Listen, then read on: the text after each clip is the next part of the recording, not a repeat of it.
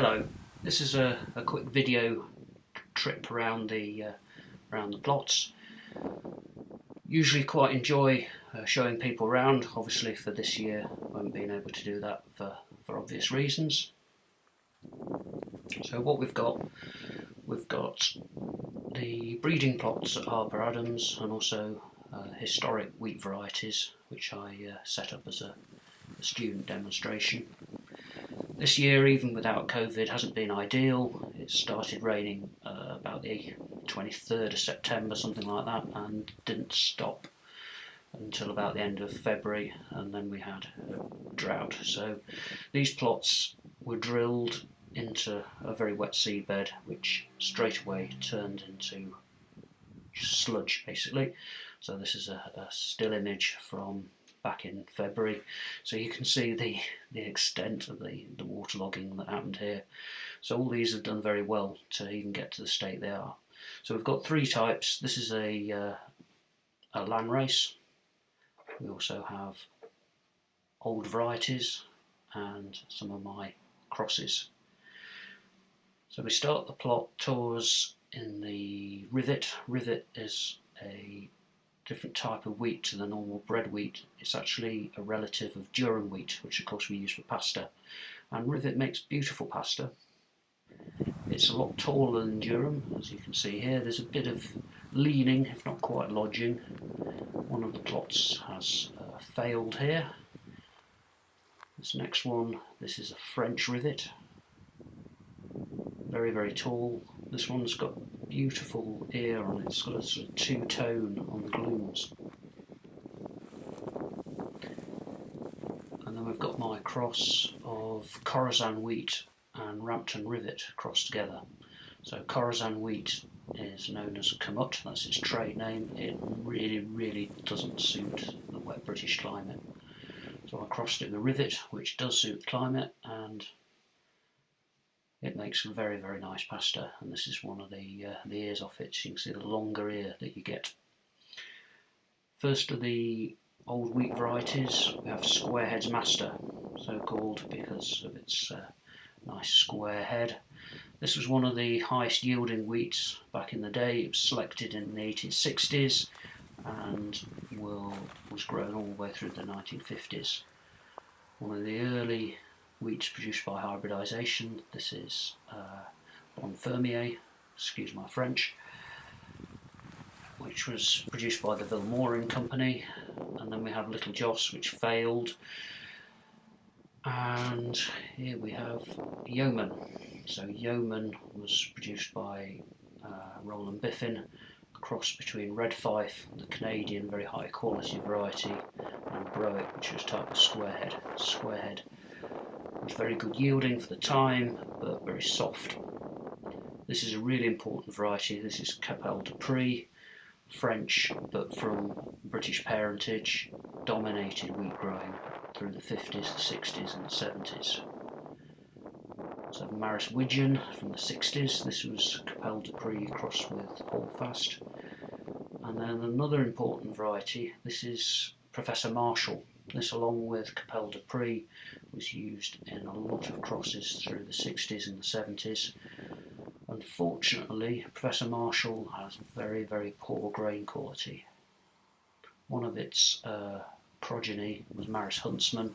You can see here it's got the large square heads, just like Professor Marshall. And this shows the poor quality. You can see here in my palm of my hand there's Professor Marshall, quite rough looking grains, and these also got very active alpha amylase, which means they've got very low Hagberg falling number, makes sticky bread. And then the first of the dwarf varieties, so this is Hobbit. I wonder where they got that name from. Other varieties at the time were Durin and Maris Bilbo, so again a bit of a theme. This is Avalon, which was a cross using the semi-dwarf material from the Hobbit breeding programme and Maris Widgeon to get the quality. And Avalon was grown all the way through the 1990s. This is Norman, same breeder as Avalon, John Bingham at PBI. This looks very much like a modern wheat variety, and that's from the early 80s. So we have got Galahad here and Brock. One thing you will notice that a lot of the semi-dwarf varieties haven't done very well. Now, it could be due to shorter coleoptile length, it could be because this bit of the field had just got absolutely mullered. So the previous crop was potatoes, and then it was ploughed and power harrowed, and then just turned to sludge. This is Soissons, so a very useful variety because it's very, very early. It was grown through the 90s. And some of the more modern varieties, again, not looking particularly great. And then you see the difference between the last of the modern varieties, Clare, and this one here, Zytelli Dolly, which is a Georgian landrace. Georgia as in the country, not the time period. And one thing we found this year is a lot of the landraces, the really tall wheats, they've done better. Whether it's because they've got a longer coleoptile, which helps them to push through the mud. This is Ölands, Swedish, really a spring wheat, but sowed it in the autumn. It's looking okay. And then we've got some English land races. This is Old Hoary, or also Rough Chaff White is another name for it.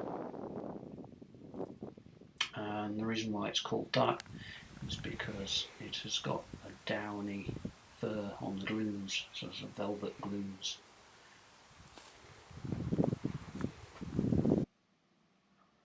So a bit of a close up here, you can just see the velvet hairs.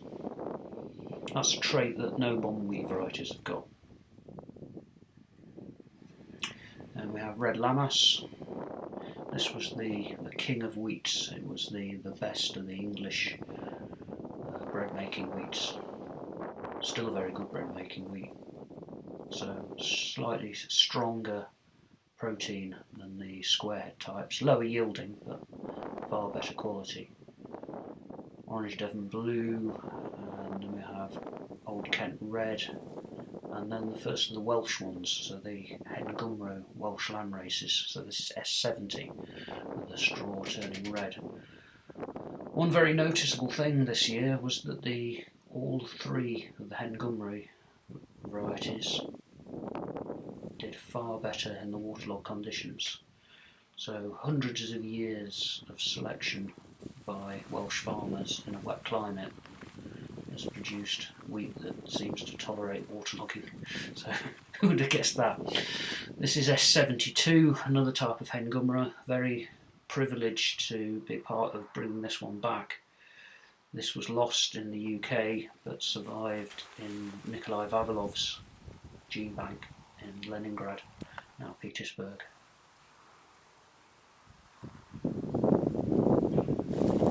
This is my oak farm population, which is all of the land races all mixed together with some of my crosses. And there's a bit of leaning, but you can see it's very, very diverse, and it's actually established a lot better than the other ones.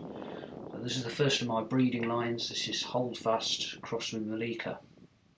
So Holdfast, really good quality variety from the 1930s.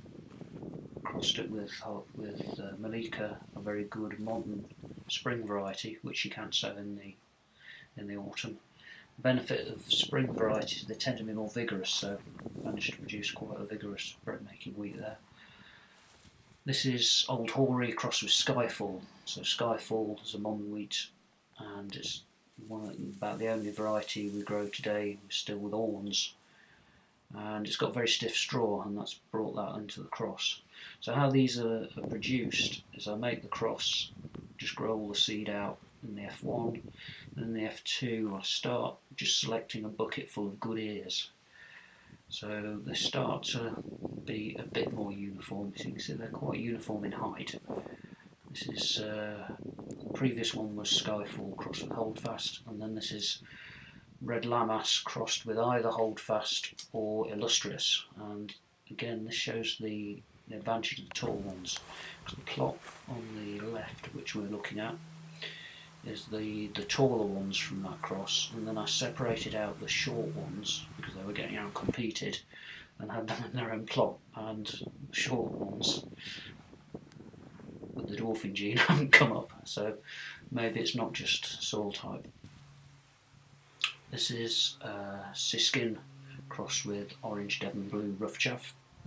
So Orange Devon Blue Rough Chaff, beautiful flavoured wheat, very tall, so I crossed it with Siskin, which is a modern variety, and you can see it's made it quite a bit shorter, but it's still got some of the appearance of the landrace. And then this is Holdfast crossed with Orange Devon Blue. You can see it's a lot taller. So where I'd used Holdfast as the sort of modern parent, those crosses have come out a lot taller, almost as tall as their original landrace parent. Again, very interesting looking, and you can get the some of the red straw coming through. So these two, the stills, they're crosses with Zytelli Dolly. So you might remember that from a bit earlier. Saw the Zytelli Dolly leaning, beautiful long ears. Well, crossed it with two modern varieties, Double Shot and Malika again, and you get something that's quite a bit shorter. It still gets the beautiful long ears. Whether it's still managed to get the flavour of Zytelli Dolly that makes it special, I don't know. I'll have to find out. That's what we're going to do, some baking trials. And then this is Old Hoary crossed with Holdfast, and again the Holdfast and landrace crosses come out very tall. Another thing, the establishment wasn't very good on this one. Whether it was because it's a white wheat, they tend to sprout before harvest, so then they didn't establish very well. And then there's some new crosses, Holdfast Flanders, and this one is Zayat crossed with Old Hoary. And then the last of the new crosses, there's actually two in here, so there's Illustrious and Old Hoary, but as you can see from these very hairy ears with the horns, that's another Zytelli Dolly cross, this time with Crusoe. I didn't have enough for either, and so I just mixed them together, and then I'll separate them out with my secateurs and a bucket. And then these are purple wheats. These are synthetic hexaploid developed by NIAB, and I crossed it with Malika. The word on a synthetic hexaploid sounds like something slightly sinister, but it's actually a recreation of the original hybridisation between Emma or durum wheat, the tetraploid, and goatgrass, the source of the D genome. That only happened once, so if we recreate it, we can get around that bottleneck. And what you can see me trying to do here is get a grain out, because the tetraploid here used was an Ethiopian durum wheat, which was purple, and that purple has come through in the synthetic, and then when I've crossed it with Malika, that's also come through. Well, I've been selecting them, so I've been selecting the purple grained ears and bulking those up.